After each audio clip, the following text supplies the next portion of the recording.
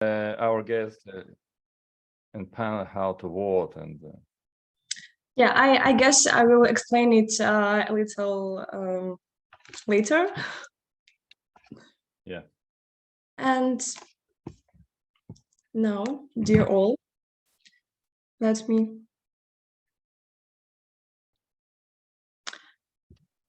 So, hi, dear ladies and gentlemen. I'm really glad to welcome you at our African FinTech and e-commercial Unicorn Beaches. My name is Lysia, and I'm event manager of Unicorn.Events.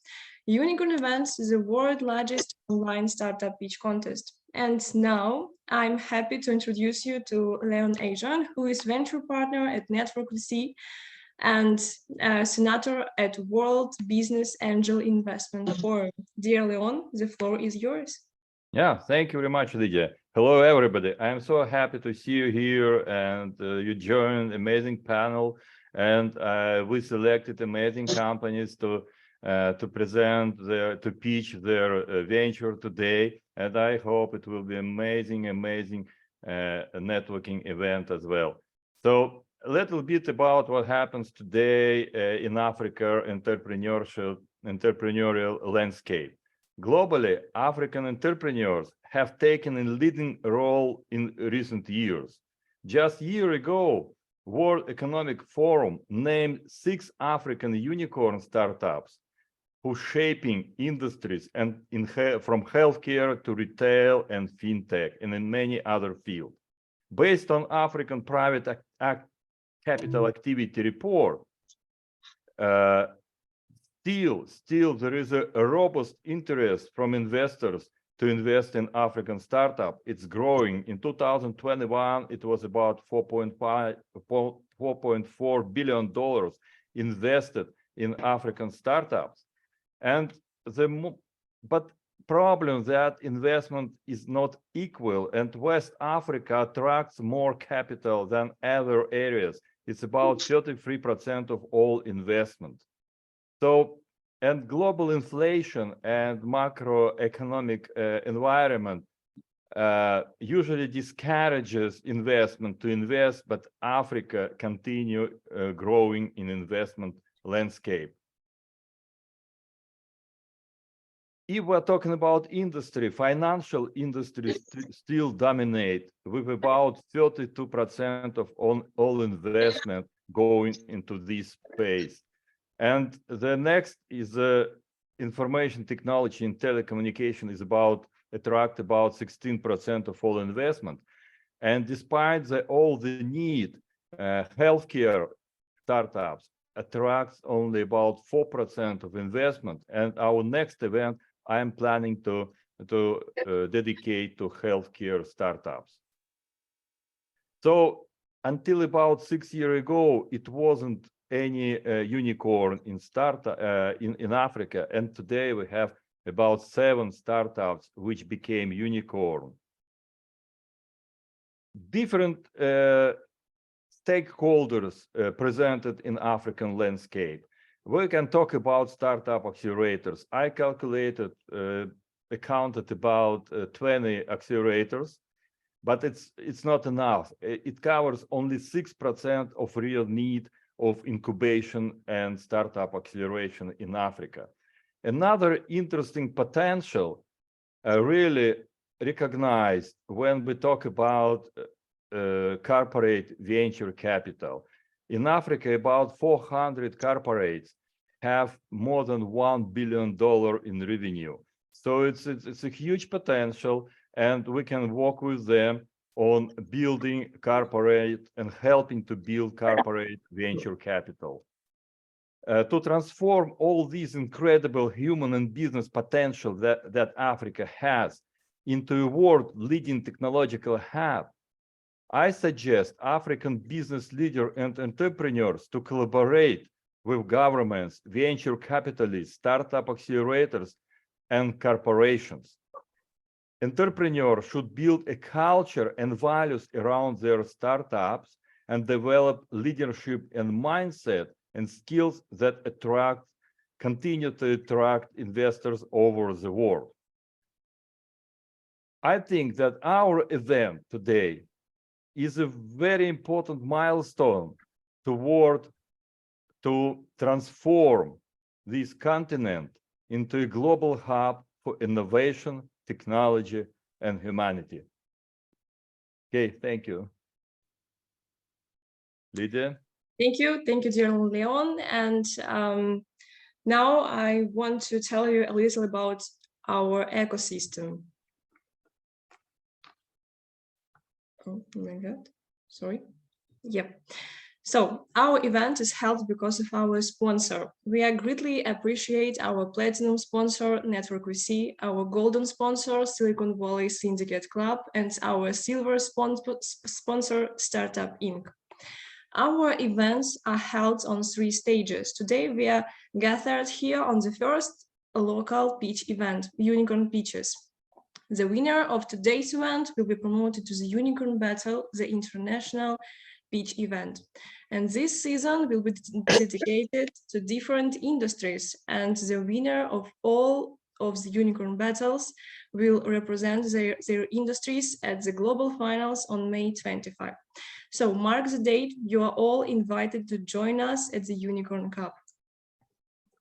We are a smart ecosystem that consists of various software solutions and internet platforms that unite startups, investors, business angels, expert professional scouts, and high-level manager in a single business space, which makes it possible to quickly and efficiently solve any task in the field of innovation and startups.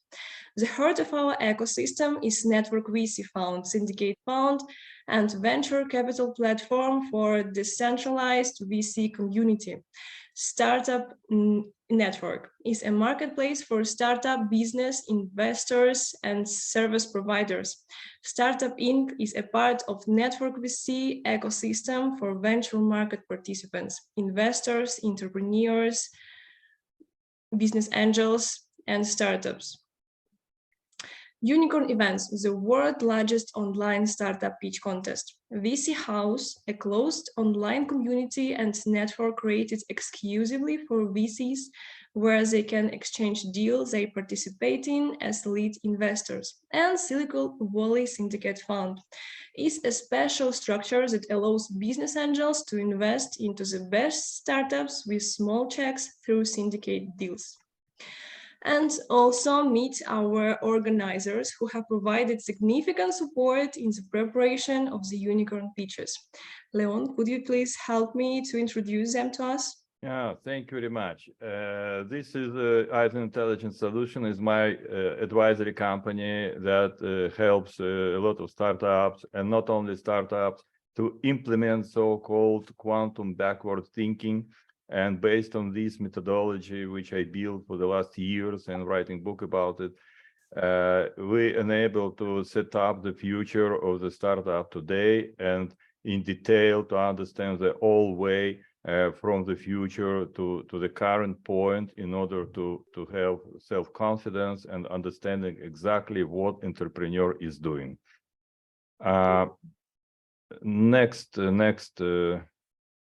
Here we have a very good line of funds that participate. I think our investors who manage these funds will present these funds and themselves by themselves. I just would like to talk about Uplift. Unfortunately, a managing partner couldn't join us because of some emergency. And I just want to present that this Uplift fund is all about merging and acquisition and help companies to raise. So partners have about $4 billion track record in merging, acquisition, and raising capital for the last 10 years. And so just meet Uplift M&A Advisory Venture Fund. Lydia, please. Yep. Yeah, here we have amazing lineup of tier 1 investors and partners, venture partners. And now I'm going to let our guests and our panelists to present themselves, very brief presentation about their company, their fund, and themselves. So I would like to start from, let's start from left to right. In my display, Matthew. Matthew, please, your turn. Hello. Thanks for the audience. My name is Mathieu. I'm the CEO of Trusted Limited, and I've been leading an emerging fintech in Rwanda and operating in the booming East African startups market. I'm happy to be here and to contribute to the event. Thank you. Thank you, Jordan. Please.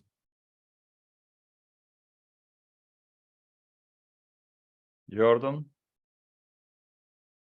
you are mute. I know. Good morning. This is Jordan Wabi with Silicon Valley Venture Group, also partner with Network VC. It's good to see all of you. I am in Silicon Valley. Happy to support you. We invest in early stage companies, pre-Series A and Series A, and we do 2 or 3 investments per month. If you're pitching today, I am honored to listen to you and happy to be part of this organization. Take care. Gary, please.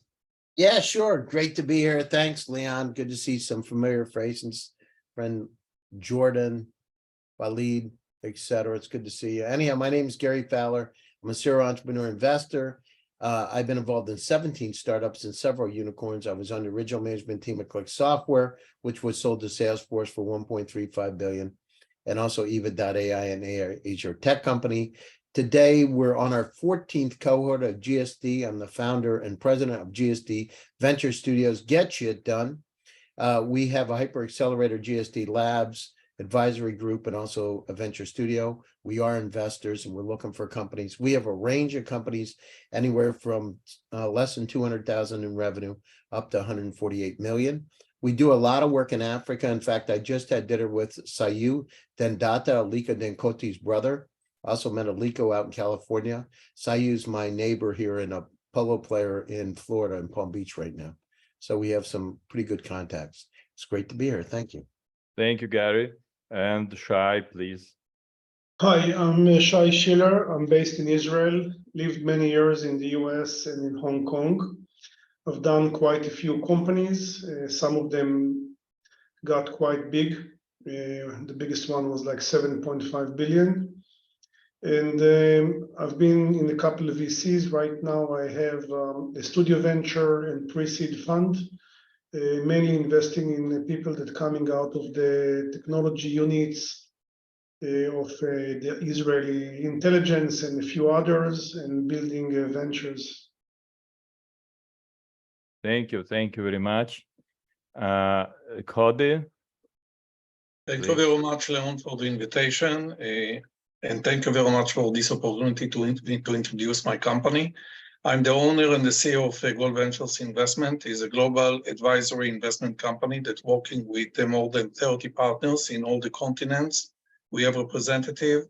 Our aim is to help startups to grow, to help them in global expansion and fundraising. We are managing groups of investors in different parts of the world. And I'm very happy to collaborate. I put my contact detail in the chat. So feel free to drop an email and to take our collaboration forward. Thank you very much for this event. Okay, thank you, Kobe. Mary? Hi, I am Maria Pinar, and lovely to see other faces as well. Hello, Gary and Jordan, and thanks for the invite. I am a operating partner with Unicorn Growth Capital. We focus on Web3 and embedded finance, early growth stage fintech companies focusing on the African market. So yeah, I'm happy to see some other entrepreneurs here as well who we've had some conversations with. So thank you so much for the opportunity. Thank you, Mary. Benny Rubinstein, please. Hi, Leon. Hi, everyone. It's always hard to go after Gary and some other stars here, but I will introduce myself humbly. Benny Rubinstein. Originally, I'm from Brazil. I moved to Israel in 2016 to build a digital transformation group for Microsoft in Middle East and Africa. So did quite a lot of work with banks and many other organizations in Nigeria, Kenya, etc. Before that, I was also an investor. I founded the first Microsoft Ventures partner in Latin America. Currently, I'm CEO for Banco BV, which is the 5th largest private bank in Brazil. I lead other global innovation activities in Israel, US, and other markets. And I advise a couple startups in the AI space in Israel, both in the financial, the fintech space, as well as in health tech. Thank you very much, Benny. Fran, my friend. Hello, friends. Thank you, Leon. It's a pleasure to be here. Thank you today because it's a very, very good opportunity and very good contest. I'm from Seville, from Spain. I'm serial entrepreneur and business angel, member of the Andalusian Business Angel Network. I also co-founded several companies in pharma, agrotech, and other types. And I'm also a senator for Spain of the World Business Angel Investment Forum, like Leon too. Thank you very much. Thank you, Fran. Whom we missed? I think all judges. Sorry. Wow. I'll say I'm say sorry. a quick hello. Quite all right. Least, but Quite not right. last, Great yeah. to great to see everybody. Jim Thomas here from JPT Ventures. We help early stage companies try to avoid the valley of death. It's not just about raising these days. It's about getting started and doing the right things the right way. We really focus on technologies that'll improve the world. And I think we hopefully have graduated into the time where impact investing today actually means a larger addressable market. So we don't have to give up profit and revenue for the idea of doing good by the planet. So that's the type of technologies we focus on. Okay, thank you very much. I think we didn't miss anybody who are presented here. Walid here, Leon. Walid, you're here. Thank you. Yeah, this is Walid Al-Bashir. I'm originally from Sudan. I live in Dubai, and I've been 28 years in technology. I've launched several startups, about 7 startups, a couple of exits. I launched a venture studio in Estonia in 2018, did a couple of spin-outs, and we launched a VC fund 2021 with along with Adeo Rossi, the chairman of Founder Institute. And we recently launched our venture studio and startup hub in Addis Ababa, targeting the East African market. And we look at Web3, we look at Industry 4, and we have pre-seed, like early stage. And we look forward to see some good startups today. Thank you, Walid. Happy to have you here today. Okay, it looks like we are done with presentations. Thank you all for participation. It's amazing opportunity to have you here. And let's get to the next stage of our agenda. Sure. So, and now let me explain about our voting system today. How does it work? To start voting, please find your personal voting link on your email and make sure that you are logged in under your profile and see the numbers below the startups from 1 till 5. 1 is the lowest mark and 5 is the highest. Please vote and evaluate each startups, and no confirmation button is needed. If you need any help, please contact me in the Zoom chat. And finally, I guess we are moving to our most exciting part of the event. We have amazing startups from Africa. Each founder will have 3 minutes for a pitch and 3 minutes for Q&A session. Dear startups, we recommend not to mention any fundraising out loud, so please use our chat or other channel of communication in this regard. Thank you so much. Let's welcome the most inspiring startups today. And the first startup that opens our pitch competition is Zofi Cash. Please.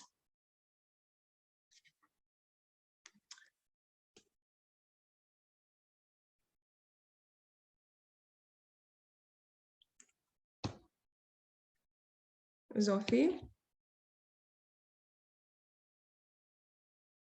I guess Sophie has technical issues. We will waiting for him. But now I guess I can explain startups number 2, TradeLanda. Please, Adeshina, tell me if you're with us. I'm here. Yeah, sure. So please, startups number 2, the floor is yours, please.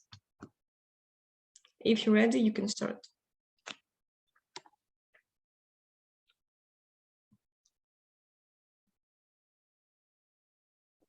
All right. So 30 years ago, I grew up with a mom, who was engaged in various petty trading. And afterwards, I've gone on, to support various, financial institutions such as Stanbic IBTC, helping them to be able to grow their asset under management to over $200 billion. According to IFC, over 29 billion US dollar opportunity market exists in Nigeria alone, with over 18 million MSMEs. These businesses 30 years after are still struggling to be able to get credit, meaning that this issue needs to be solved. Together with my experience and also my other colleagues, we built a technology that helps these MSMEs to be able to get access to credit, average within 6 hours. This is today 4 times faster than what the current alternatives has to offer. But we're not stopping at that. We're also offering them access to other financial services, such as savings and microinsurance. We make our money by charging a 5% monthly interest, meaning on an annual basis, 60%, and we also make money from 30% commissions on other financial services. Again, the market is huge when you look at it from a micro perspective. This is a $5 trillion opportunity market, and our immediate market is currently over 29 billion US dollars. What have we done so far? We've disbursed over 2.9 million US dollars, generated over 150,000 US dollars in revenue, and we are also licensed to operate in Nigeria. Now, I would like to put a bit of emphasis on the team that comes together to make this happen. I've worked with Stanbic IBTC, helping and supporting automation. Also currently, putting the asset under management as the top on the list. And my other colleague, Shina Arugundade, has worked, with United Bank for Africa across 20 African countries. He wrote the credit policies for these African countries. And our CTO brings his full stack, engineering, background, working in the public and private sector. And we have an amazing set of, advisors who have supported us thus far. What stands us out from those that are operating currently within the African space in Nigeria? We're the first API credit solution being able to integrate with fast consumer moving, manufacturers to be able to support retailers in Nigeria. And we're also inclusive in terms of the sustainable development goals, and our speed to market is 4 times faster. Where are we going as you join us and we keep this engagement? We intend to be able to 10x our current numbers, by the end of this year. We already have the pipelines already secured. So it's not about waiting or looking for. We already have that pipelines already established, and we will continue to grow, as we go into the other years. This is actually what we're raising today, which is $1 million US dollars. And we have an amazing investors who are already supporting us. We previously raised 520,000 US dollars, supported by ARM Group, which is an asset management company in Nigeria, Sovereign Capital, and Expert Dojo. We're asking you to join us in helping small businesses to grow from 0 to 10. As you can see from 2022 numbers, we helped these small businesses grow from just servicing one customer or struggling to serve one customer to having 10 steady invoice financing that they did in 2022 on a monthly basis.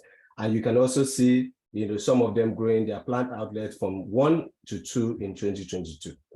Join us in empowering more businesses. Thank you, Adeshina, for a good pitch deck. And we have also a Q&A session. And first question from Maria, please.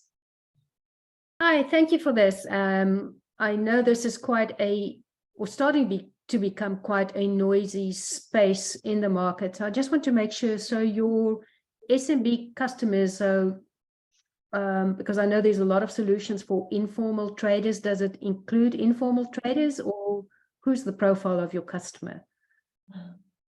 Okay, so our current users are actually within the micro and small businesses, supporting them to be able to get credit. So both informal and micro, as well as also average size, small and medium scale businesses. Yeah. And can you give us a bit more indication just on your competitive landscape in your market? Okay, so today we have a lot of people trying to offer credit, but one thing that we have clearly cut out in terms of our own differentiation is the fact that from a single platform, these small businesses are able to build up their credit history. Most of them don't have bank accounts, which is differentiated from their individual accounts, versus their business accounts today. With our platform, they're able to have bank accounts dedicated for their businesses. They're able to transact, given the opportunity that's also opened up for the cashless policy. And they're also able to, with that credit score, then build up access to other financial services at more affordable rates than what the current alternatives has to offer for them. And again, this is about speed. This is about how effectively we're able to help them to be able to get the credit that they need. Because if the price is at $100, to get inventory today, tomorrow it can be at $120. So we're helping them, to avoid missed opportunities. Because immediately that price goes to $120, that is a missed opportunity, and that is a default. So our speed to market, being able to accept or reject that request within 6 hours, helps them to be able to get that credit they need in form of inventory or invoice financing. Thank you.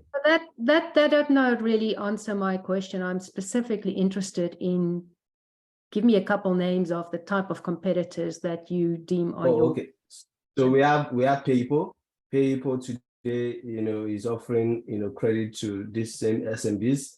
We have Alexo, who offers inventory in the form of buy now, pay later. You have Trade Depot, and you also have one of the big unicorns, who offer credit as a service, Flutterly. Thank you so much, Maria, for your questions. And please, next questions from Benny. Hi, but thanks for your pitch. Sorry to be the geeky guy on the club, but I'm ex-Microsoft. So could you just tell me a little bit about your competitive edge? I mean, of course, the whole world's talking about AI now, and should we pause, should we not pause? But not getting to that right now. But is there a particular IP, some technological edge that you have there, or is your strength mainly on the go-to-market? Or can you tell me more about that? Yeah, so our strength, lies best in the technology. We used our experience, our in-depth experience, within the banking sector and what we have done previously. So my other co-founder was instrumental to the credit products that were launched by UBA across 20 African countries. I also, was instrumental. So we use those credit policies and experience, to build a smart algorithm, which we're currently training with our systems today. First of all, we look at, the gender where we built, a gender behavioral lens to be able to, support more women versus, just randomly giving credit. We also look at some of the financials, metrics such as 50% monthly turnover. So all these things, gives them a credit score. So if someone has a 70% score, based on our set metrics, then that means that the person, is most likely to repay back the loan. And if the person doesn't get that, then the person needs to continue to up their game in building up that credit. In terms of other areas of our key strength is also the team.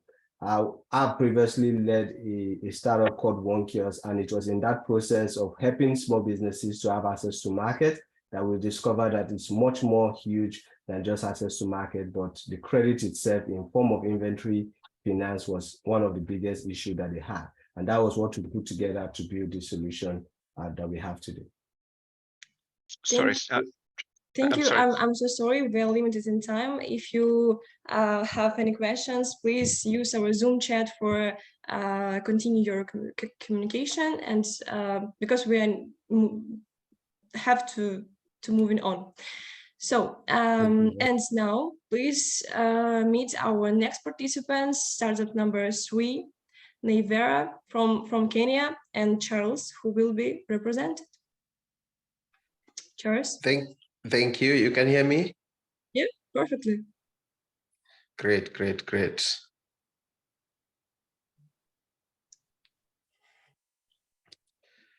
Great. Meet Naivera. Naivera is an online marketplace for property-backed financing and investments. And my name is Charles Nyandia. I'm the CEO and co-founder at Naivera.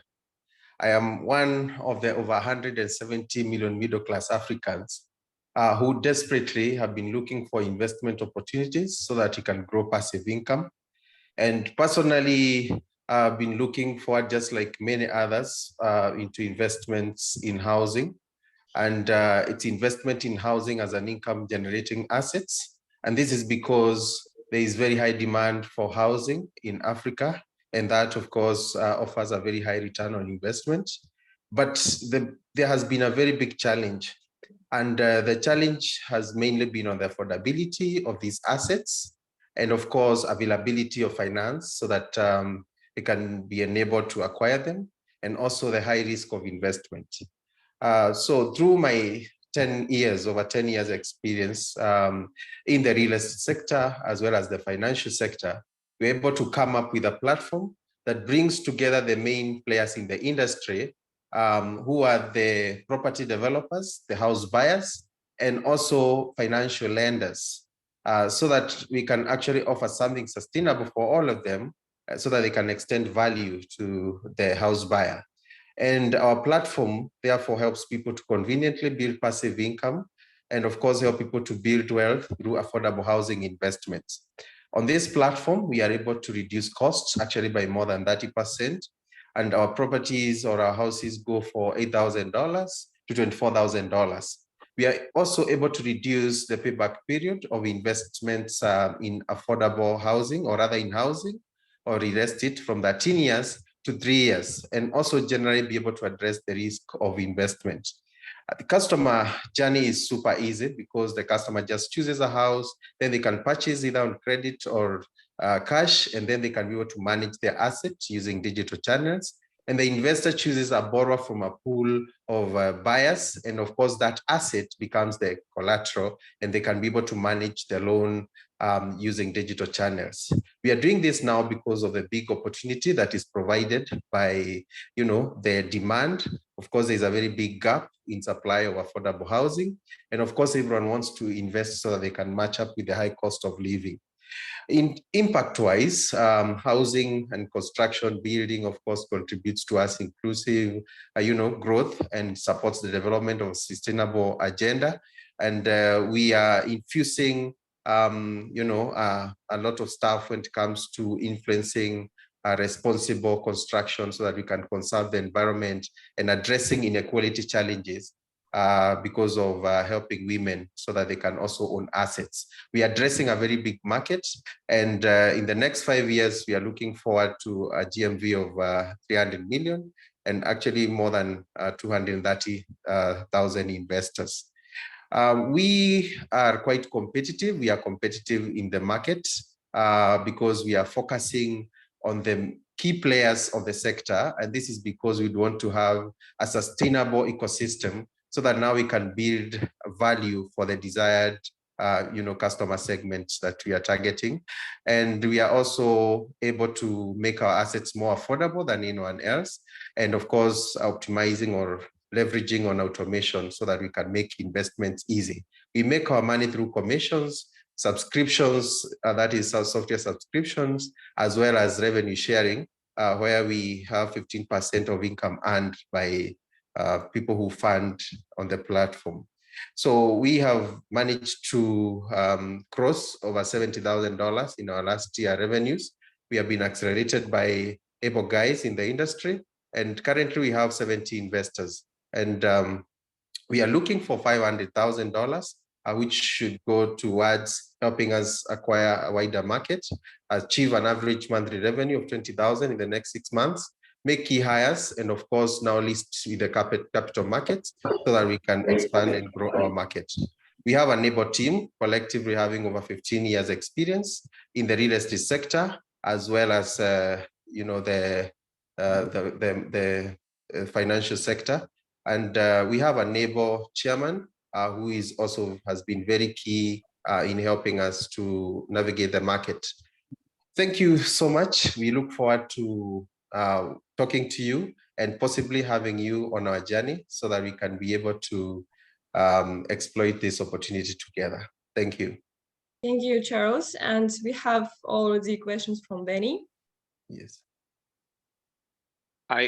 Thanks for that. I've just a very simple question. I see in your ask, actually there is a quite wider portion of allocation towards market acquisition as compared to product development. And your curve of acceleration revenue is very aggressive. So I wonder if you can tell us again a little bit about what enables you from a product/technology perspective to do a better job than your competitors in the risk in finance. I'm not sure I got that. The success of our marketplace actually depends on the assets which are listed on that marketplace, and of course, demand. Those two key factors are very important. Then we focus on how actually the investment can now work for the people. So technology is helping in bringing these people together, and as well as helping these investors to actually invest, in an easier way, conveniently on the platform.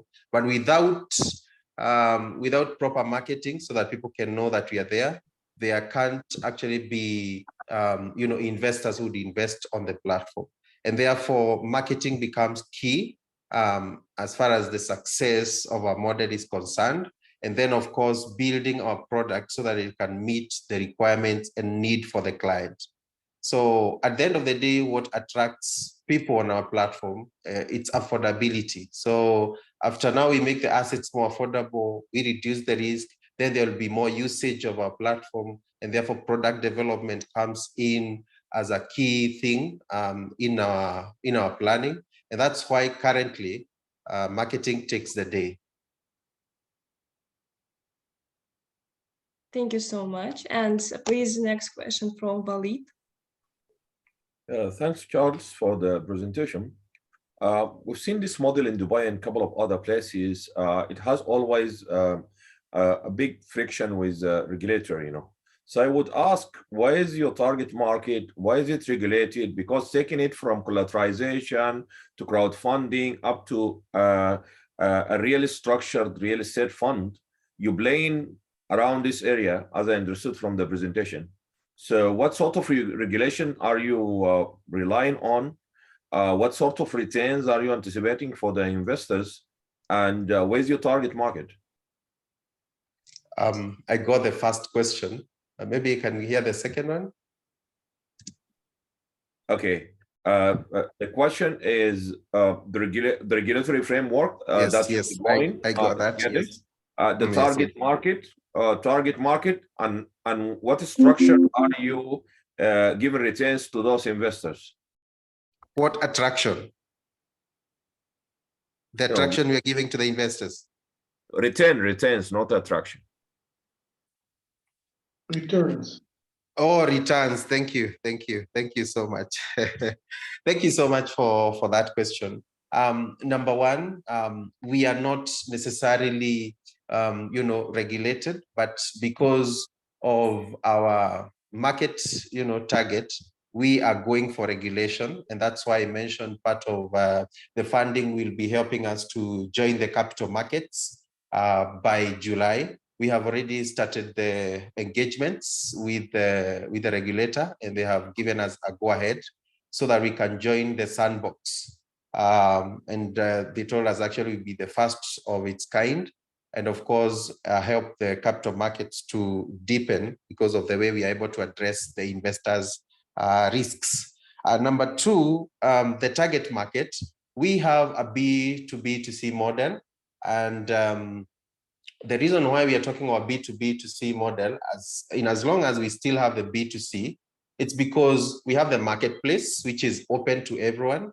Then we are working with credit unions. In Kenya, credit unions command a very big market, over 10 million consumers, for example, in Kenya alone.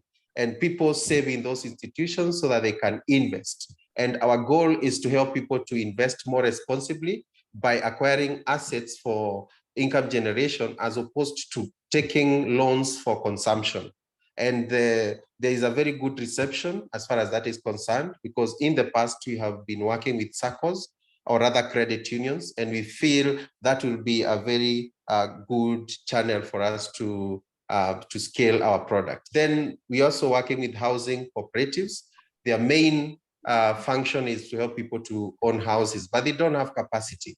So we are presenting ourselves to them so that we can work together, because we are able to address the actual problem that they are trying to solve. Finally, we have so many groups of people coming together. They pool resources so that they can invest. And the best kind of investment most of the groups do is to buy a land. Now, that land does not generate any income, and they don't have capital to develop it so that they can actually utilize it in a better way. But what we are doing, we are helping people to acquire houses at the price of that land. And now that asset is able to generate income for them. So it's a real value. It's clear. It's clear. We're doing the same in Ethiopia, by the way, with around 6,000 SACCOs through some of the partnership with the bank. If you could reach out, I will leave the other time for other questions. So awesome. Thank you. Dear guys, I'm so sorry, but we are so limited in time. And dear Charles, thank you so much for your pitch. And thank you. Now I'm really happy to introduce you to our next participant, startup number 4, Nikhil and Jay-Z, who will be represented. And Nikhil from Namibia. So May I interrupt briefly? Hey, startups, please do not state your fundraising goals on this presentation. You are creating problems. SEC regulations prohibit us from presenting this information in a public forum. Please be aware of that. It's very important. I'm sorry for the interruption. Yeah, thank you. Thank you, Jordan. So, Jay-Z, if you're ready, you can start. Yes, 1 second. Just let me know when you can see my shared screen. We can see and perfect. Yes, perfect. Perfect. Just want to minimize the screen from here. All right. Good evening, investors. Nikhil's mission is to empower businesses in Africa through financial literacy and inclusion. My name is Jesse. I am the founder, and I will tell you how. 65% of businesses in sub-Saharan Africa are still struggling with their finances and managing them. 14% of them lack access to credit due to a lack in financial literacy and inclusion. Nikhil offers a comprehensive platform that allows small business owners to manage their finances in one place, including invoicing expenses and auto-generating of financial reports. Nikhil provides resources and educational material to help small business owners improve their financial literacy and make informed decisions. Through its partnerships with financial institutions, Nikhil is working to increase access to credit for small businesses in sub-Saharan Africa. As you can see, our market is huge. Our TAM is at $85 billion. Our SAM is at $11 billion, and we are looking at acquiring 10% of that market in the next 10 to 15 years, which is $1.1 billion. Nikhil is currently playing in 6 countries in Africa, as you can see on the left-hand side, which is Zambia, Tanzania, South Africa, Malawi, Botswana, Namibia, and Rwanda. We have a simple SaaS B2B business model with a freemium entry and a standard plan, and many in our premium plan because that's where the access to credit happens. We also provide free financial literacy through partnerships and organizations that do impact funding. We empower women, youth, disabled people with the ability to earn commission monthly by working in our community. We are growing healthily. We launched our startup on the 25th of October 2021. We currently have a growing rate of 50 to 150 users per week. We predict an ARR of 100,000. By the looks of it, it could be more by the end of Q4. And we have access to the major banks in Southern Africa with access to the APIs so that we can ease the life of our customers. The A team this is the A team that is responsible for the growth of Nickel. I myself have won 7 awards last year, which is local and continental. My developer has been in the financial field for the longest time. And to just fast forward the team due to time, we also have our cool AI developer, Keseho, which is building our AI modules. Our competitive advantage is as follows on the screen, which is financial inclusion, financial literacy, and community support. I can't mention the screen, as mentioned. I'll skip that.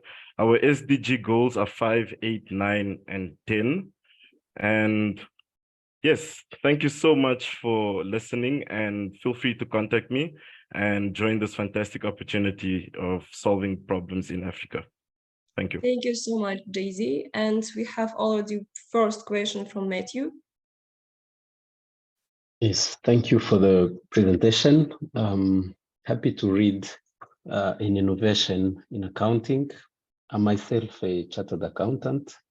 So my question is in relation to the value addition and the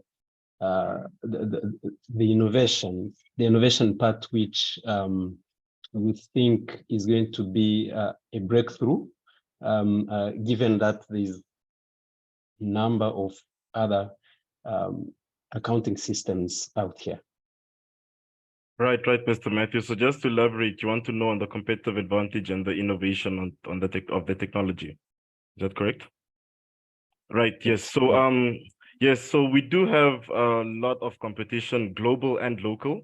Most of the players are global, as we heard of QuickBooks, Sage, Pastel, Zoho, Zero, Wave, you name them, right? All playing in the African space. However, what makes Nickel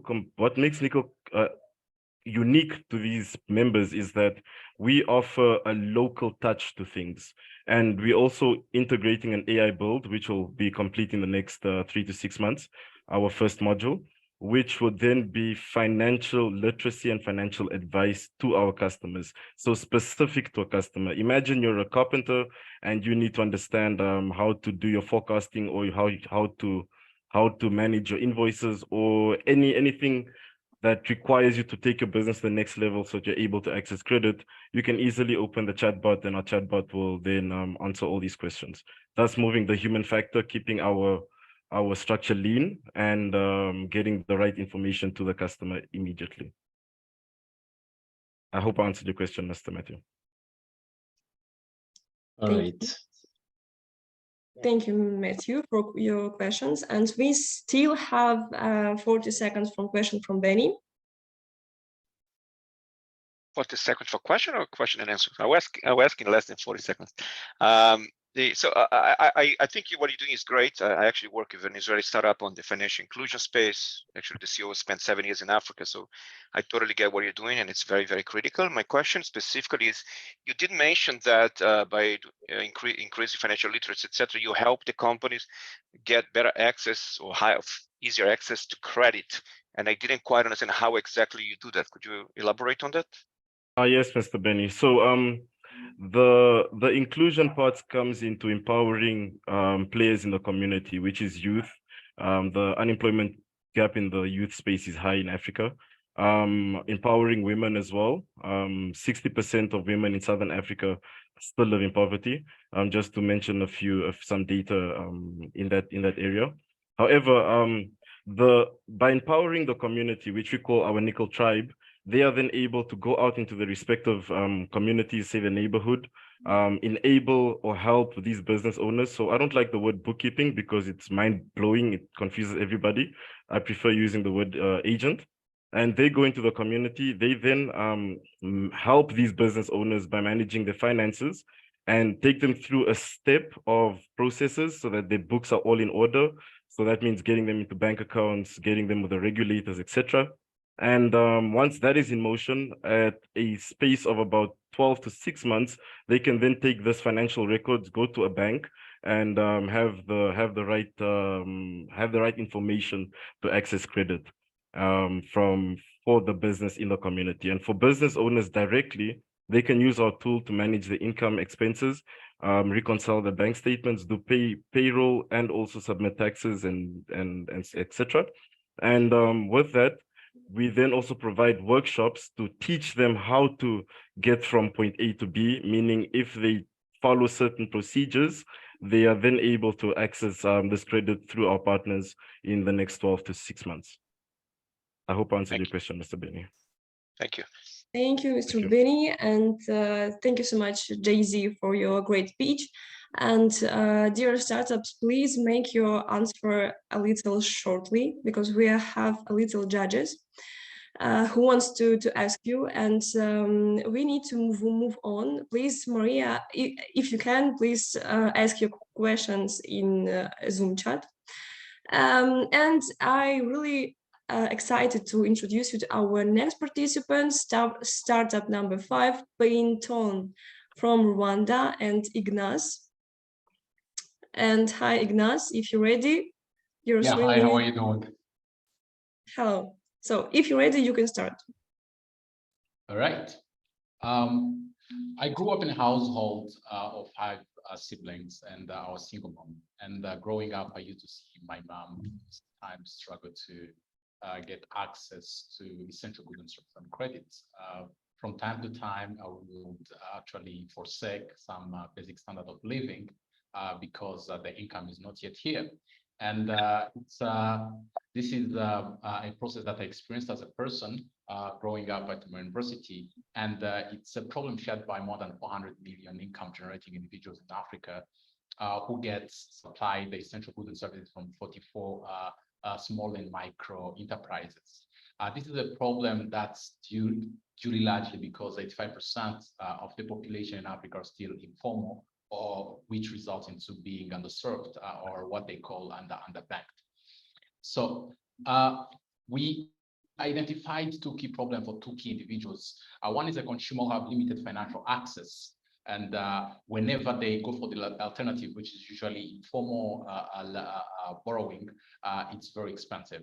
And for the merchant on the other side, who is supposed to be helping this consumer to solve this problem, they have limited financial access, and they are also not equipped with adequate credit scoring and also collection tools. We created a simple solution, a digital consumer microcredit for essential goods and services, where we want to answer a very key problem. How can an income generating individual can sleep, pay utilities, pay for transportation, fuel, and then call it another day while they're waiting for their salary?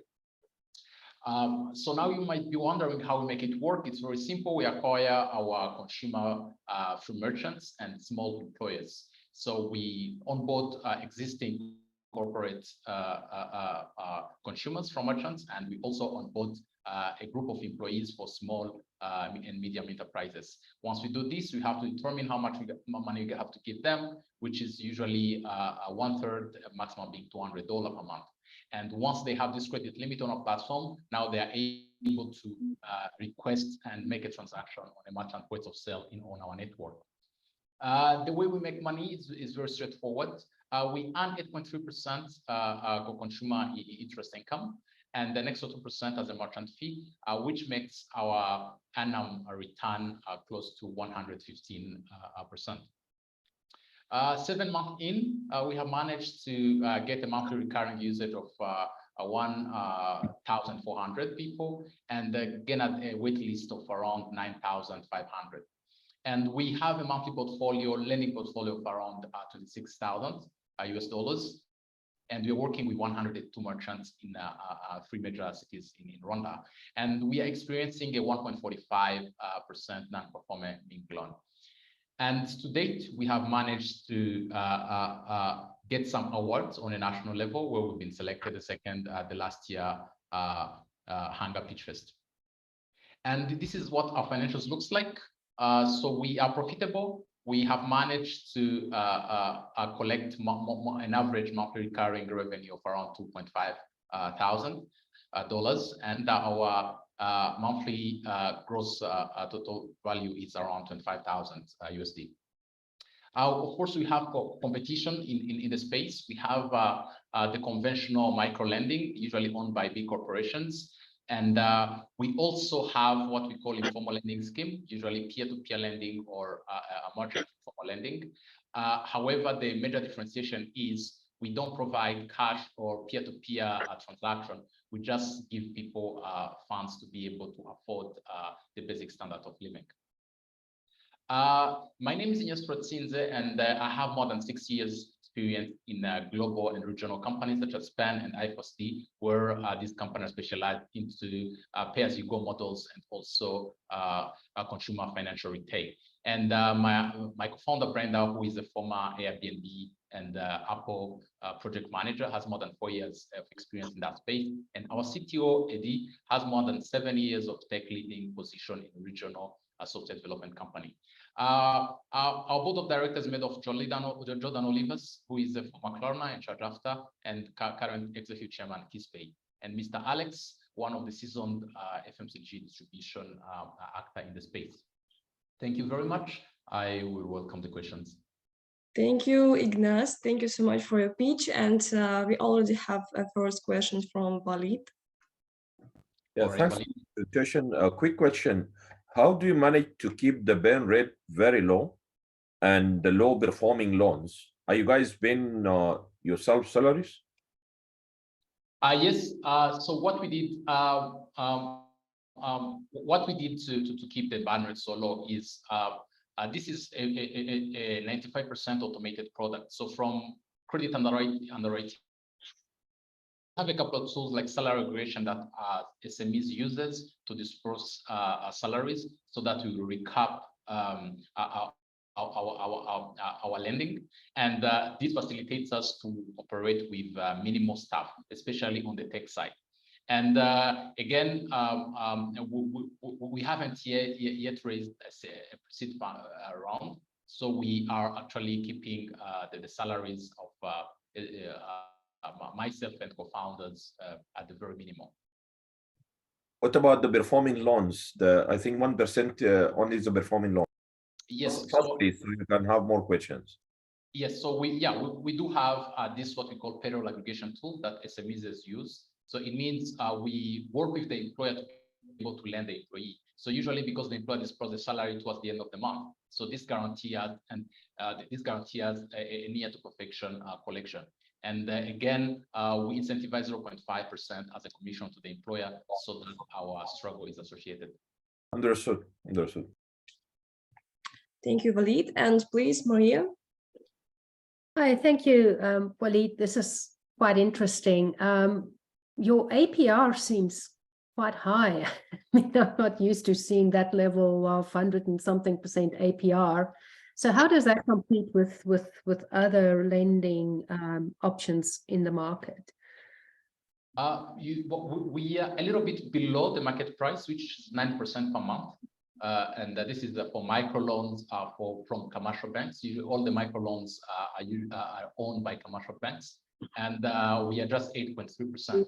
And we earn an extra 2% from merchant fee as a transaction fee and as a commission because we're driving sales to the merchant doorsteps. So the 120-something % is actually standard market rate if you manage to keep the NPL very low. Thank you. Thank you so much. Thank you, our judges, for your questions. And thank you, Ignace, for your pitch. And I guess we can move on to our next participant, startup number 6, Cherry, and from Morocco, and Sophia, who will be represented. Please, Sophia. Hello, everyone. Hi. Hello, I am Sophia. I am the co-founder and COO of Cherry. So Cherry in Arabic means I am buying. It's basically a B2B e-commerce app with embedded fintech for retailers like mom and pop shops or traditional proximity stores or grocery shops in French-speaking African countries. Cherry started around 3.5 years ago in Morocco first, and we have operations today in Morocco, Tunisia, Côte d'Ivoire, and France. And the idea is to expand to other French-speaking African countries. So even if we have a footprint in Africa, I just want to let you know that our company is incorporated in Delaware. We've been through different types of accelerator, like Y Combinator in the summer 2021.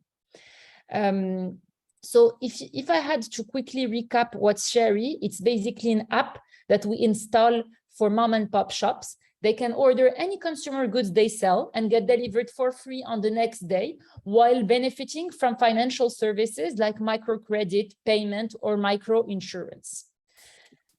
We closed in 2022 at around a $9 million GMV, among which we make a 9% margin that gives us our revenues. We have today more than 30,000 unique customers who order on average 2 to 3 times a month on our app. And the idea is to keep growing the same way we've done so far. Sorry?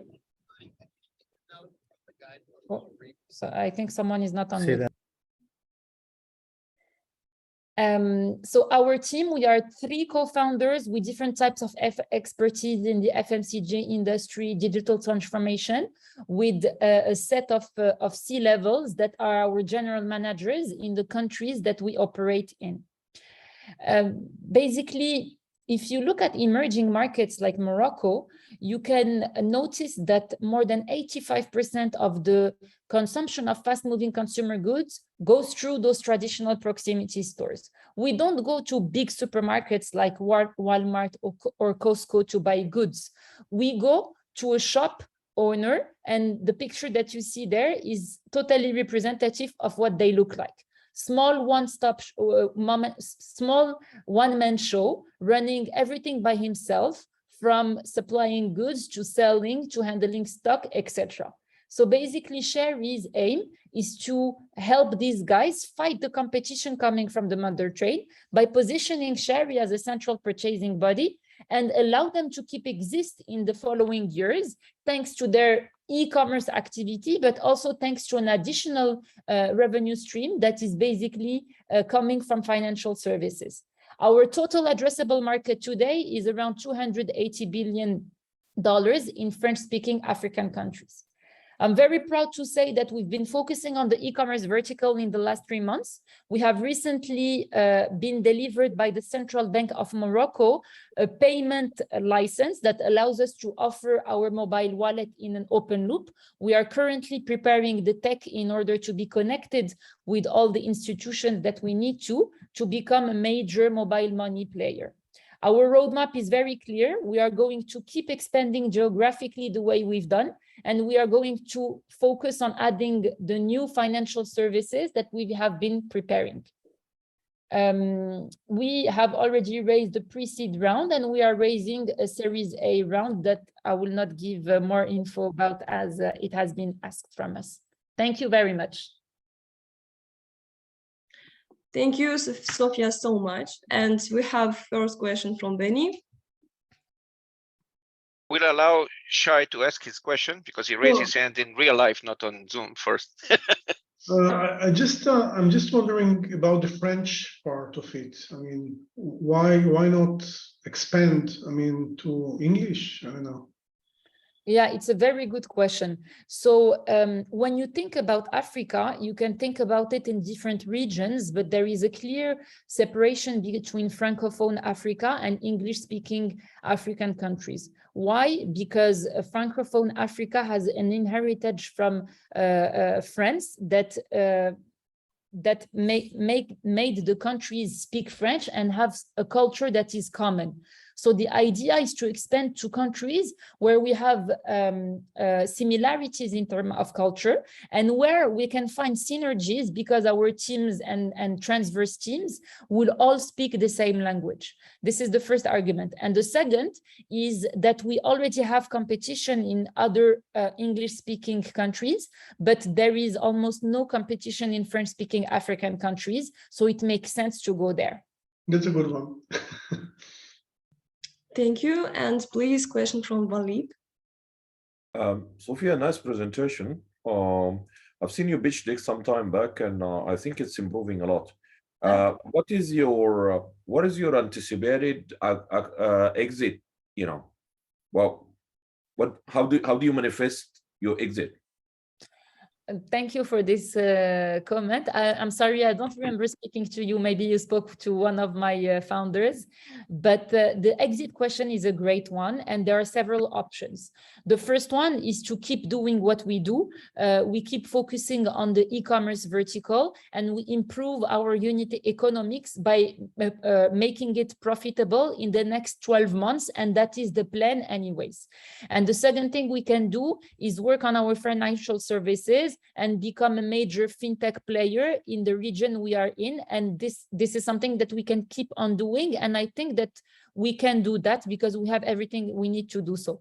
The second option is to keep doing the e-commerce at the embedded fintech and not operate the fintech by ourselves, but give our licenses to other players. So be a banking as a service company, basically, because the license is super hard to get. It took us 2.5 years, a lot of lobbying, a lot of efforts put into that, and they don't issue it to non-Moroccans in Morocco specifically. We have companies who have asked us to use our license as banking as a service, and who are even willing to buy the company to do that. So the third option is basically selling the company to someone who would be interested in operating it, or to someone who would like to consolidate different African countries because they already have a great footprint in other geographies. Thank you so much. And please, Benny, your question. Thank you. Congratulations, very, very impressive. I don't see you on the screen anymore for some weird reason, but I know you're there. Oh, here. Just very quick question. I mean, my last role at Microsoft was managing e-commerce for 100 markets in Middle East and Africa and Central Eastern Europe. And frankly, it was very confusing in the amount of KPIs we needed to track. So congratulations on all you're doing. My wife's family comes from Morocco, and I love the place. But please tell me what are your key 2 or 3 KPIs? Like, how do you really measure the success in terms of, is that related to the experience of the mobile app? Is this financial metrics? I mean, I know you have many, but what are your top 2 or 3? Yes. So on the e-commerce vertical, there are a few top KPIs that we track. First one is GMV. Second is revenue, and thus margins made out of that. The third one is number of unique customers. The fourth one is number of orders received. And the fifth one is the channel that our customers place their orders on. For the GMV, December 2022, we were at $9 million GMV. I mentioned we had a 9% margin out of that. So it gave us a revenue of a little bit less than $900K. Out of which there are more than 30,000 unique customers who place an order on average 2 to 3 times on either our app or through our call center, because we have a customer care service to help people who are not digitized yet. Thank you. Thank you so much. Dear judges, please ask your questions in the Zoom chat because we are so limited in time and we have to move on to our next participant, startup number 7, Sayarpa from Nigeria, and Adedapo, who will be represented. Adedapo, the stage is yours.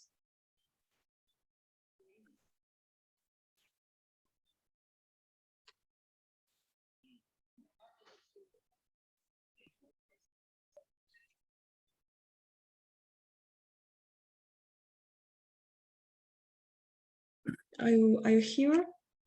I see you. Yes, I'm just trying to figure out how to share with the system. Sorry, it keeps bringing something else. Not allowing me to share my screen for whatever reason. Maybe, I don't know. Maybe you can reconnect to us. Okay, let me try to reconnect.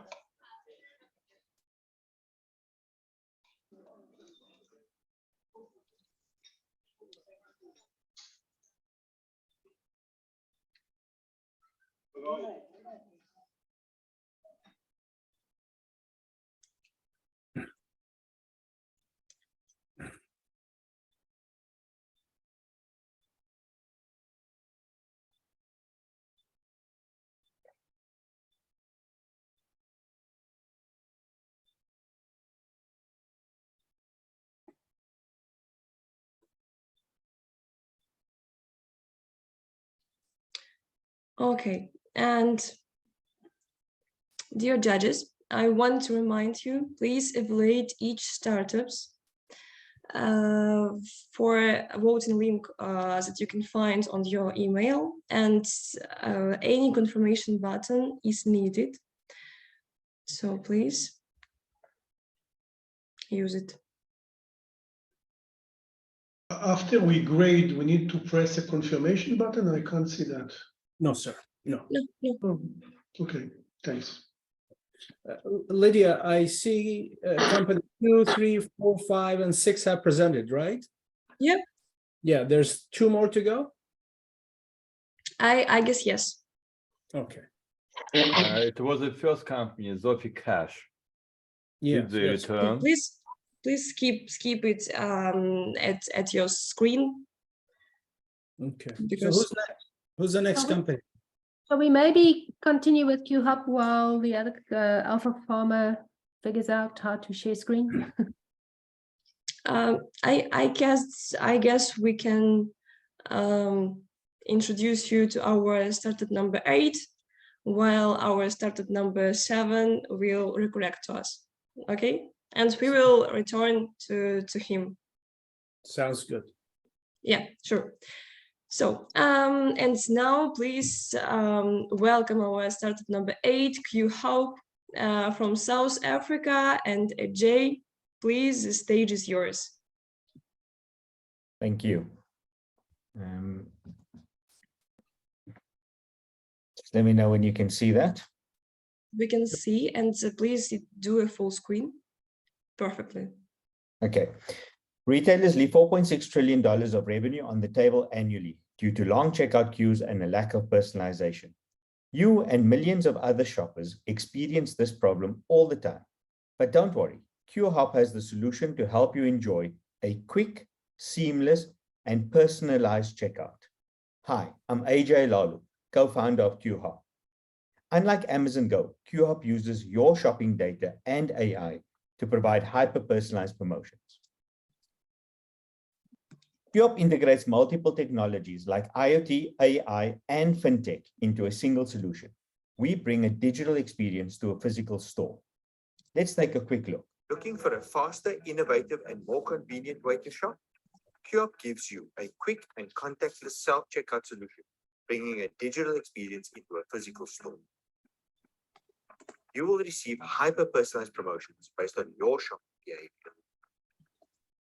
We allow you to pay using any digital payment platform, from PayPal to Bitcoin. Simply scan, pay, and go. Our business model is a simple B2B IoT as a service with a fixed monthly amount of $250 per kiosk over 60 months. Our data will be more valuable than Facebook's, as we know who you are, where and when you shop, what you buy, and the frequency of those purchases, etc. For the first time, CPGs will have the ability to advertise in our app in real time while the shopper is still in the aisle. Our traction shows commitment from global brands like Circle K, who will scale QHop after establishing the first fully autonomous retail store in Africa. Circle K has over 14,000 stores in 24 countries, from Canada to China. Hyatt House has signed an agreement to operate QHop convenience stores in their hotels. Primo, a Saudi oil company, has also signed a binding MOU to roll out QHop across its 53 stores later this year. Then Microsoft Corporation signed a global strategic alliance agreement with us as well. According to Statista, autonomous retail stores will show 61.4% compounded annual growth rate and will be worth more than $12 billion in 2029. More than half of the grocery transactions in the USA are already self-checkout. Retail media advertising last year was worth a staggering $100 billion and will grow at 60% till 2027. QHop is in the sweet spot to take full advantage of these market trends.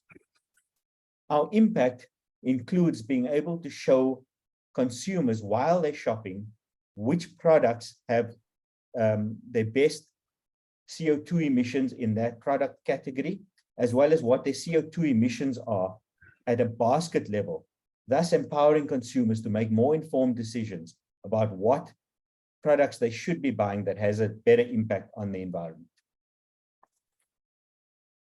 When a $3 trillion company like Microsoft signs a global strategic alliance agreement with QHop, we must be doing something right. Welcome to the future of retail shopping. Welcome to QHop. Thank you. Dear Ajay, and please, dear judges, yes, first question from Benny. Sorry, but you begged for the question.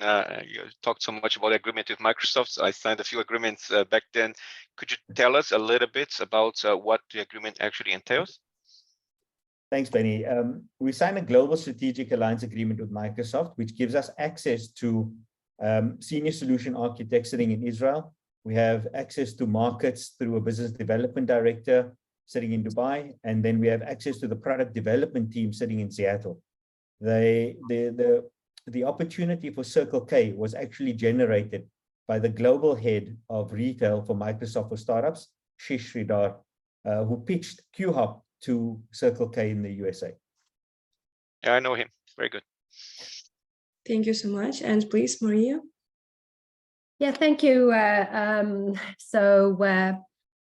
I thank you for that, Ajay. I know that we had some interaction when you were in Gary's program, and it's nice to see the progression. So can you tell us more about these pilots that you've signed up? When do they actually, are these free pilots, paid for pilots, and when do they convert into commercial agreements? So great question, Maria. The Circle K pop-up store is actually in the advanced design stages already. We've signed a lease agreement and so forth, and it's a paid for pilot, right? So these are not free pilots. We have some commitment for the first 3 months, after which it goes to normal commercial arrangements. And then Circle K will operate another 100 stores this year, of which most of those stores will have QHop in them already. Thank you so much. And Matthew, please, your question. Thank you. I must say it's a great product. My question goes to data management. You mentioned that you know who is shopping and what he's shopping, and you can even estimate if he can come back or not. So I'm wondering the kind of assurances you may give to the customers, to the users, that their data is protected, and that you are going to use it for good. Matthew, thanks very much. Again, great question. On our advisory board, we have the former Chief Data Information Security Officer for Apple, Rick Olaf, who sits on our advisory board. And Rick has helped us really to ensure the security and the privacy of your data, firstly. Secondly, we'll establish a governance committee, an AI governance committee, that will look at how we use personal information and how we monetize that information in an ethical way. We will never sell your data. We will always monetize the insights from your data to brands and so forth in a fully GDPR compliant way. Thank you so much. Thank you, Ajay, for your great speech. And I see that our Adedapo join us again. So Adedapo, please tell me if you can share your screen now.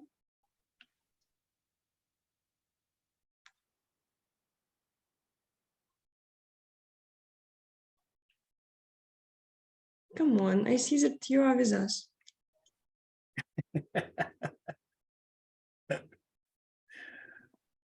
Okay, maybe Adedapo has technical issues.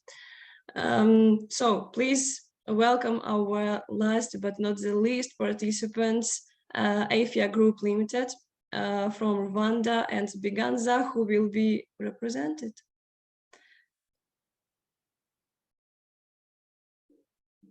Thank you very much. Can you see my screen? Yeah, sure. Yeah. I would like to start by a story. In 2019, my grandfather died with asthma, And one of the many reasons was the medication was so expensive, and he couldn't get to the city. And most of African and people in Rwanda are in a similar situation as my grandfather. And as you know, the pharmaceutical supply chain in Africa is underperforming, fragmented, and traditional. There is limited use of technology. The medication, the prices are becoming very unpredictable, and lack of access of essential medication. And also there is infiltration of counterfeit medication into supply chain. So that's the reason why we have created Afya Pharma. It is a fully licensed pharmaceutical e-commerce that is democratizing access to authenticated prescription and over-the-counter medication for more patients by upgrading the pharmacy user experience. In terms of uniqueness and value proposition, we do last mile delivery. And also we have been breaking down pricing by offering 20% discount on medication over than traditional pharmacies. And also we do private deliveries for those patients who have privacy needs. Our target markets are people with chronic disease, because those people need a regular and urgent medication. As you can see, the prevalence of WHO in terms of hypertension, 17% of Rwandans have hypertension in a population of 13 million. And 3% of Rwandans have diabetes. And our second target market are people living in rural areas. As you can see that we have only 470 pharmacies in Rwanda, and 75% are located in a city. It actually doesn't make sense to see only 117 pharmacies serve a rural population of 10 million. So the Africa pharmaceutical market is over 40 billions, and according to the African Development Bank, and it expected to grow to 70 billions to in year of 2030. The value of Rwandan pharmaceutical market is $165 million. In terms of traction, since we started the operation in 2021, we have served more than 10,000 people to gain access to medication and generate 96,000 US dollar in revenue. And we also secured a license from Rwanda regulators. Currently, we are developing the version 2.0 of our website and mobile application that will be launched at the end of this month. And also, we were able to incorporate the company into the Delaware ICO. All of these have been possible due to my amazing team, me, Biganza Papi, myself, the Chief Executive Officer. I have 9 years of experience in the e-commerce sector. Stefania Muhire, she's our chief pharmacist. She has actually 2 years of experience in pharmaceutical industry, and Canisius, who is actually the Chief Technology Officer. This is our projection, and the average order value is $18, and the customer acquisition cost it's $1.9 US, and the net margin is 20%, $4. So in terms, how do we make money? We are a marketplace-based model. We take 30% profits per transaction. Thank you very much. My name is Biganza Papi. I'm the founder and CEO of Afya Pharma. Thank you. Thank you, Biganza Papi. And we already have a question from Walid. Yeah, I appreciate the cause that you're bringing. This is startup towards medical delivery or medicine delivery is a huge problem over there. I'm just concerned about the unit economy, because you said you're doing 25% discount, and then you're taking 30% and then you're doing last mile delivery. And if you could enlighten us a bit about the unit economy and how are you going to do the last mile delivery? Is it through other parties where you pay them, or you're doing it by your own fleet? Well, in terms of deliveries, here in Kigali, the capital city of Rwanda, we have our riders who actually ride motors, and we charge a delivery fee of $1. But outside of Kigali, we have partnership with buses. When we have order in-house, and the order is from outside of Kigali, so our partners, the buses, deliver the medication. Yeah. And in terms of profit and the unit economic, we actually have a license. We work hand in hand with our wholesale pharmacy, and we buy medication, and then we have a profit of 30%. Yeah. Great, thank you. Yeah. Thank you so much. And please, Benny.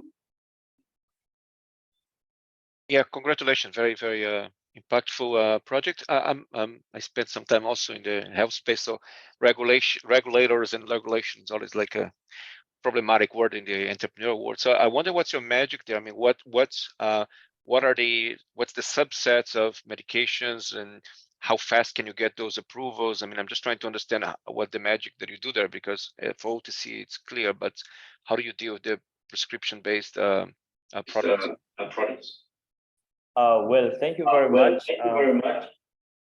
We actually have a license from Rwanda Food Drugs Administration that allows us to dispense medication.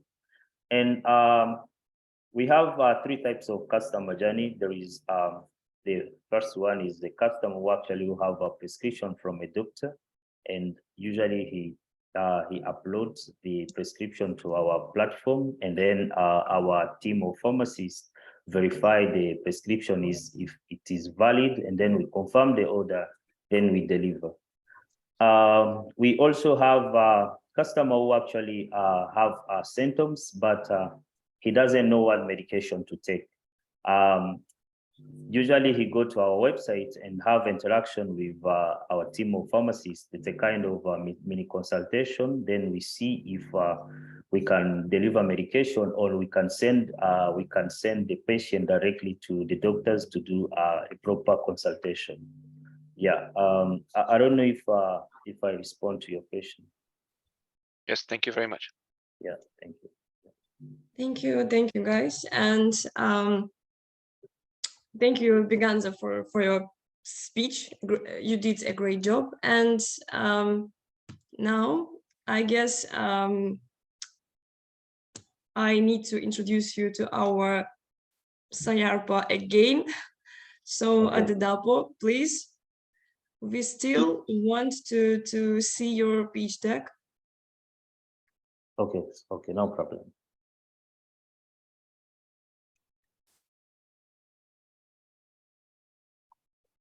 Can you see my screen?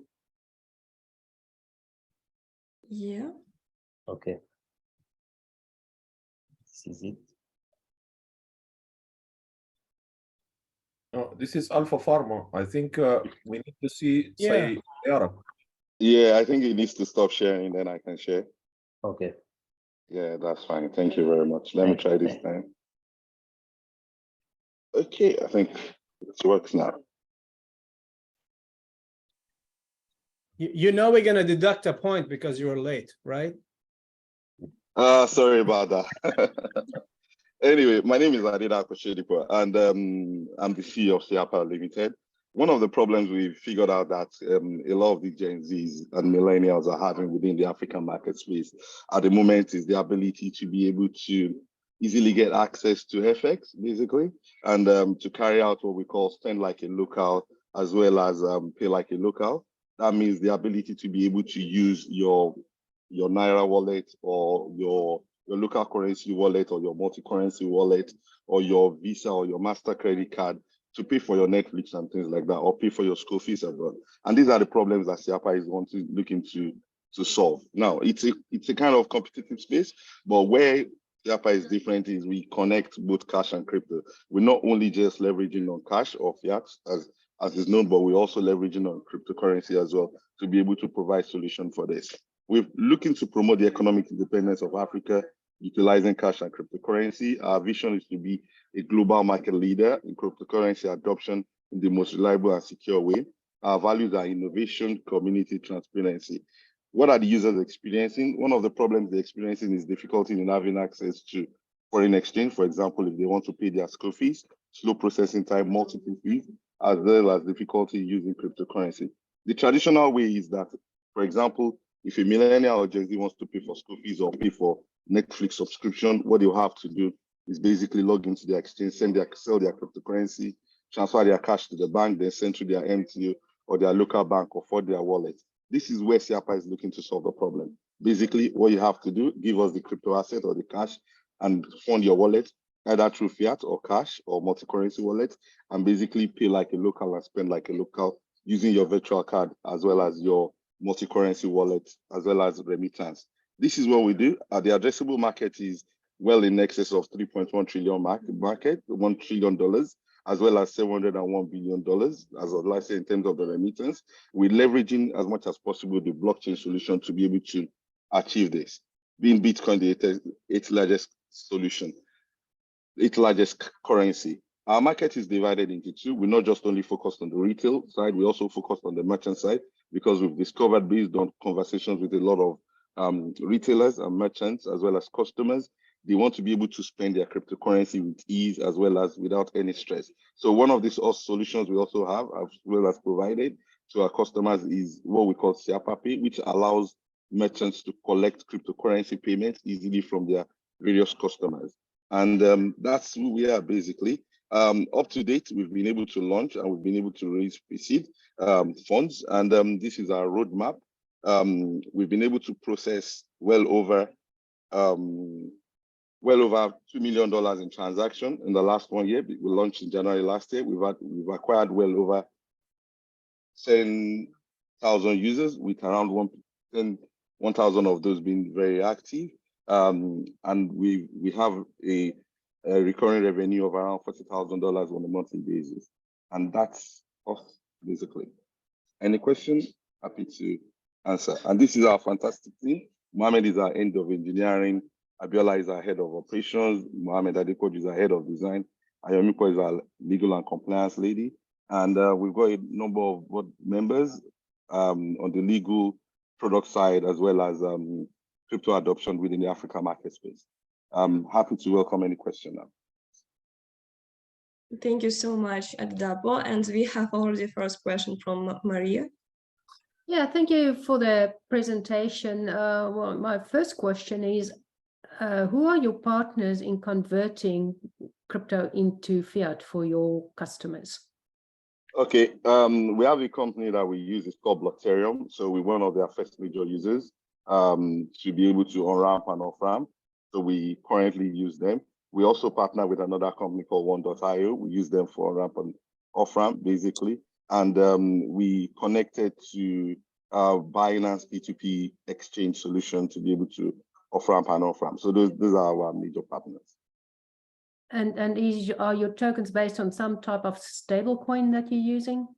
Yeah, so our customers are allowed to use both sell USDT as well as Bitcoin on our platform and Ethereum. Those are the three major cryptocurrencies that we support. So basically, while we plugged into those on-ramp and off-ramp providers, they can just basically off-ramp using that. So basically, you give us the crypto assets, and using the P2P solution, we basically get the fiat from any of the merchants signed up into those partners' platforms. Thank you so much. And please, Walid, your question. Yeah, competitive advantage. I think it's a bit pretty space. If you could just put on the slide of competitive advantage and go with another question here.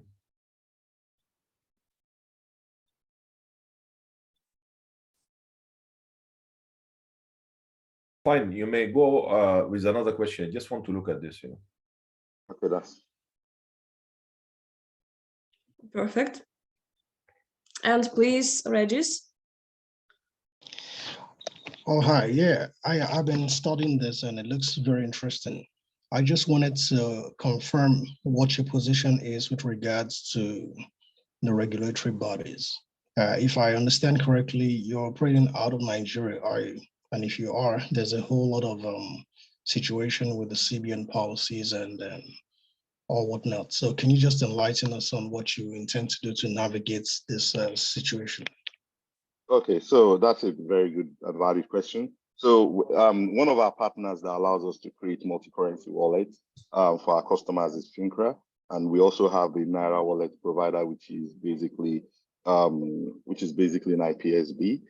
We focus majorly on partnership within the Nigerian market space, and we also leverage on P2P, which is basically what the other guys do as well. So those are the ways we navigate the regulatory space. And as we know, the government is going to change very, very soon within Nigeria, and hopefully we're expecting that the banks will be more friendly to using cryptocurrency in the new dispensation.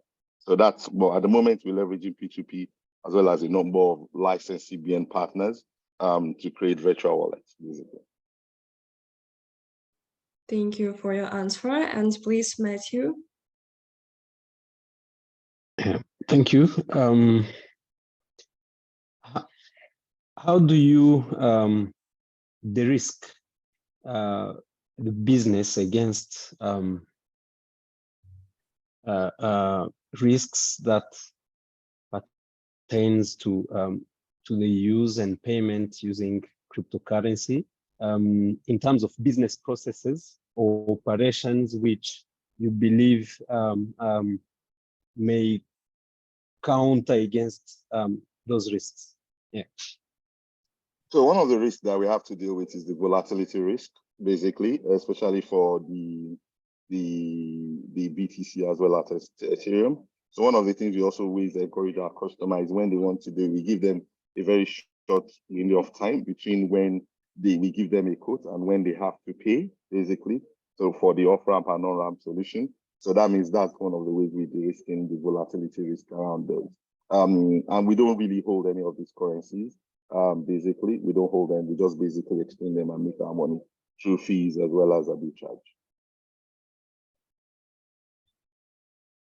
Perfect. So thank you so much, Matthew, for your question. Thank you, Adedapo, for your pitch. You did a great job. Just a second, I will stop your screen. And dear all, we have to finalize the wonderful unicorn pitch today. Thank you so much. Everybody did a great job. And I will again welcome our Leon. Thank you, Lydia. Thank you very much for all participants, judges, amazing startups. We have some time to calculate results. And I would like to use this time to give some words to Ambassador Regis Uzoma, or he has another name, Dr. Brands. And please, Regis, tell us a little bit about you, your company, and your business. All right, thank you sincerely. And you're fully forgiven, by the way. And earlier on, I was listening intently, and I'm really honored to be around highly reputable individuals here. And of course, it means a lot, having to brainstorm around very important ideas like this. So my name is Regis Uzoma, and I'm the CEO and president of BrandNet Transnational Limited. It's a concierge trade, marketing, and business development firm that operates globally. And of course, what we do basically is we turn ideas, especially problematic ideas, into business solutions. We create brands, we build brands, we manage brands, and ensure that we can, help you at every stage of the way, whether it's at the conceptual stage, or even if you're a unicorn, we manage that brand as well. That's what we do. I also double as the executive vice president of the US Africa Trade Council, headquartered in Atlanta, Georgia. And what we do is, we facilitate trade and investment between the United States and Africa. So thank you. I'm happy to be here. Thank you very much, Regis. So Lydia, are you ready? So, dear judges, dear unicorns, I really guess that you are ready to know who is the winners of today's unicorn pitches. And if yes, I will share my screen and please welcome. So, Cherry, my congrats. Cherry is the winners of today's FinTech and e-commerce and African unicorn pitch. So if you want, you can say a few words to us, to our judges. But thank you very much. This is a very good surprise, especially when I listened to the pitch of the other startups that were great. So thank you to all of you for voting for Sherry, and it makes me super happy to see that you understand the vision and where we want to go. And yeah, let's do that together. Thank you very much. Our congratulations, Shari, and that's amazing. Thank you for amazing pitch, and we watch you growing. That's very nice. Thank you. And Lydia, we didn't see all the numbers, so just part. So could you share again your screen with numbers? Sure. Yeah, here is it. We don't see all the numbers. Just could you a little bit? Okay, good. Thank you very much. Okay, very interesting results. Thank you for all judges and for all participants. And Cherry, we will be in touch with you. Thank you very much. Thank you. It's been great. Thank you, everyone. Thank you, and congratulations to all the participants. Thank you. Thank you. Bye.